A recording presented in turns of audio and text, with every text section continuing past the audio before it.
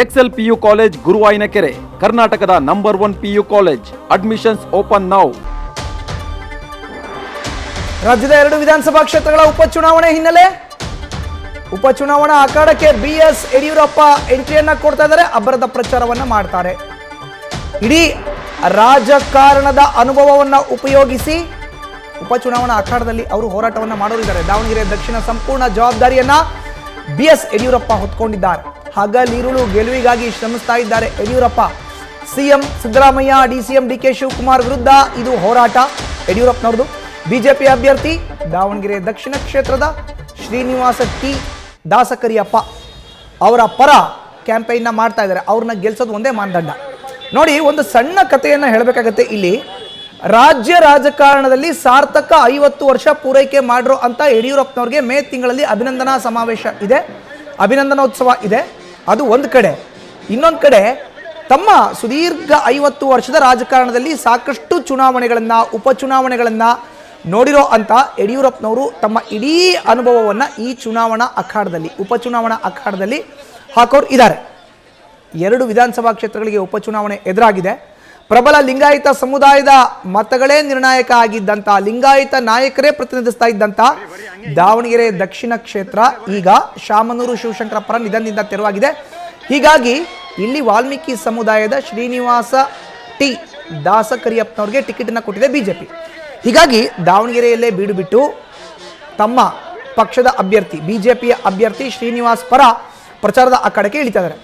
ಕಳೆದ 3-4 ದಿನಗಳಿಂದ ಬಿಎಸ್ ಯಡಿಯೂರಪ್ಪನವರು ದಾವಣಗೆರೆ ದಕ್ಷಿಣದ ಬಗ್ಗೆ ತಲೆಯನ್ನು ಕೆಡಿಸ್ಕೊಂಡಿದ್ದಾರೆ.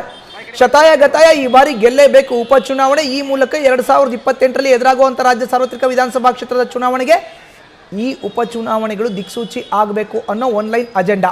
ಇದರ ಮುಂದುವರೆದ ಭಾಗವಾಗಿ ಈಗ ಶ್ರೀನಿವಾಸ್ ಪರ ಇದ್ದಂಥ ಒಂದಷ್ಟು ವೇದಿಕೆ ಏನಿದೆಯಲ್ಲ ಅದನ್ನ ಸಕಾರಾತ್ಮಕವಾಗಿ ಪರಿವರ್ತನೆ ಮಾಡಬೇಕು. ಅಂದರೆ ಕೇಂದ್ರದ ಮಾಜಿ ಸಚಿವ, ಮಾಜಿ ಸಂಸದ GM ಸಿದ್ದೇಶ್ವರ್ ಹಾಗೂ ಅವರ ಬಣವನ್ನು ಪರಿಗಣನೆಗೆ ತೆಗೆದುಕೊಳ್ಬೇಕು. ಈ ನಿಟ್ಟಿನಲ್ಲೇ GM ಸಿದ್ದೇಶ್ವರ್ ಬಣದಲ್ಲಿ ಗುರುತಿಸ್ಕೊಳ್ತಾ ಇದ್ದಂಥ ಶ್ರೀನಿವಾಸ ಟಿ ದಾಸಕರಿಯಪ್ಪನವ್ರಿಗೆ ಬಿಜೆಪಿ ಟಿಕೆಟನ್ನು ಘೋಷಣೆ ಮಾಡಿದೆ. ಹೀಗಾಗಿ GM ಸಿದ್ದೇಶ್ವರ್ ಅವರ ಬಂಡಾಯ, ಅಸಮಾಧಾನವನ್ನು ಶಮನಗೊಳಿಸಿದ್ದಾರೆ ಯಡಿಯೂರಪ್ಪನವರು. ಇದು ಮೊದಲನೇದು.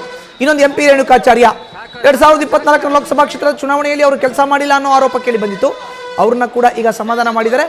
ಅಲ್ಲಿ ಒಡೆದು ಹೋಗಿದ್ದಂಥ ಬಿಜೆಪಿಯನ್ನು ಸರಿಪಡಿಸಿದ್ದಾರೆ. ಇನ್ನು ಹೇಳಿ ಕೇಳಿ ಬೇಸಿಗೆಗಾಲ, ಬಿಸಿಲು ಜಾಸ್ತಿ ದಾವಣಗೆರೆ ದಕ್ಷಿಣ. ಹೀಗಾಗಿ ತಮ್ಮ ಪ್ರಚಾರದ ಟೈಮನ್ನು ಕೂಡ ಬದಲು ಮಾಡ್ಕೊಂಡಿದ್ದಾರೆ ಯಡಿಯೂರಪ್ಪ. ಬೆಳಗ್ಗೆ 7 ಗಂಟೆಯಿಂದ 11 ಗಂಟೆ ತನಕ ಪ್ರಚಾರವನ್ನು ಮಾಡೋದು, 11 ಗಂಟೆಯಿಂದ 4 ಗಂಟೆ ತನಕ ಕಾರ್ಯಕರ್ತರ ಸಣ್ಣ ಸಣ್ಣ ಸಭೆಗಳು, ಸಮುದಾಯದ ಸಣ್ಣ ಸಣ್ಣ ಸಭೆಗಳನ್ನು ಮಾಡೋದು. ಒಂದು ಸೂರ್ಯನ ಅಡಿಯಲ್ಲಿ ಕುಳಿತುಕೊಂಡು ಬಿಸಿಲು ತಗ್ಗಿದ ಮೇಲೆ, ತಂಪಾದ ಮೇಲೆ ಮತ್ತೆ 4 ಗಂಟೆಯಿಂದ ರಾತ್ರಿ 9 ಗಂಟೆ ತನಕ ಪ್ರಚಾರ ಮಾಡೋದು ಬಿಜೆಪಿ ಅಭ್ಯರ್ಥಿಯ ಪರ. ಜೊತೆಗೆ ಪ್ರಬಲ ವೀರಶೈವ ಲಿಂಗಾಯತ ಮತಗಳ ನಿರ್ಣಾಯಕ ಆಗಿರುವಂಥ ಕ್ಷೇತ್ರದಲ್ಲಿ ಸಮುದಾಯದ ನಾಯಕರು, ಮುಖಂಡರು, ಸ್ವಾಮಿಗಳನ್ನು ಕೂಡ ಭೇಟಿ ಮಾಡೋದು, ಮತಗಳನ್ನು ಕ್ರೋಢೀಕರಣ ಮಾಡೋದು, ಮಹಿಳೆಯರನ್ನ ಭೇಟಿ ಮಾಡೋದು, ಮಹಿಳಾ ಮತಗಳನ್ನು ಕ್ರೋಢೀಕರಣ ಮಾಡೋದು, ರಾಜ್ಯ ಸರ್ಕಾರದ ಗ್ಯಾರಂಟಿ ಯೋಜನೆಗಳು ಯಾವ ರೀತಿ ಸರ್ಕಾರದ ಅಭಿವೃದ್ಧಿಗೆ ಹಳ್ಳವನ್ನು ಹಿಡಿಸ್ತಾ ಇದೆ ಅನ್ನೋದನ್ನ ಮತದಾರರಿಗೆ ಅರ್ಥ ಮಾಡಿಸೋದು, ಎಲ್ಲ ನಾಯಕರನ್ನ, ಮುಖಂಡರನ್ನ ಕರೆದು ಇಂತಿಂಥ ಬೂತ್ಗಳಲ್ಲಿ ಕೆಲಸ ಮಾಡಬೇಕು ಅಂತ ಬೂತ್ ಮಟ್ಟದಿಂದ ಸಂಘಟನೆ ಮಾಡುವಂಥದ್ದು ಇದು ಯಡಿಯೂರಪ್ಪರ ಮಾಸ್ಟರ್ ಪ್ಲಾನ್. ಹೀಗಾಗಿಯೇ ಸಾರ್ಥಕ 50 ವರ್ಷವನ್ನು ರಾಜ್ಯ ರಾಜಕಾರಣದಲ್ಲಿ ಪೂರೈಸಿರುವಂಥ ಯಡಿಯೂರಪ್ಪ ತಮ್ಮ ಇಡೀ ರಾಜಕೀಯ ಅನುಭವವನ್ನು ದಾವಣಗೆರೆ ದಕ್ಷಿಣ ವಿಧಾನಸಭಾ ಕ್ಷೇತ್ರದ ಉಪಚುನಾವಣೆ ಆಕಾರದಲ್ಲಿ ಅದನ್ನ ಬಳಸೋರಿದ್ದಾರೆ. ನ್ಯೂಸ್ ಫಸ್ಟ್ ನಿರ್ಭೀತಿಯಿಂದ ನಿಮ್ಮ ಪರವಾಗಿ.